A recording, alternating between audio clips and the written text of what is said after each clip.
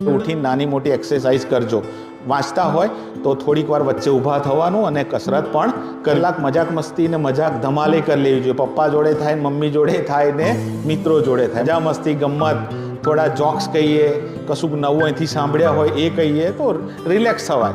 મિત્રો બનાવવાના પણ કેવા માથા ભારે. આપણે બહુ ઓળખાણ છે, ડોન છે આપણો ભાઈબંધ, એમ કોઈ નામ જ ના દે આપણા વિસ્તારમાં, આપણે એની જોડે બહુ સારો સંબંધ છે. આપણે ગ્રુપમાં એવું શોધવાનું કે આપણા 2-4 ભાઈબંધ નંગ છે એ એરિયાના માથા ભારે છે, અમે ધાર કહીએ તો આવીને 2-3 આપી દે, એવા નહીં.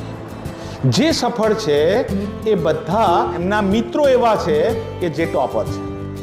ટોપર હોય એટલે ટકાવારીથી એકલું નહીં, દરેક ક્ષેત્રમાં શ્રેષ્ઠ હોય, કામમાં લીડર હોય, મોનિટર હોય, હોશિયાર હોય, એને શિક્ષકો અને બધા માનપૂર્વક બોલાવતા હોય, એ તમારા મિત્રો બને તો જતે દિવસે એક પણ ગુંડો નહીં રહે, બધા મિત્રો જ હશે સારા.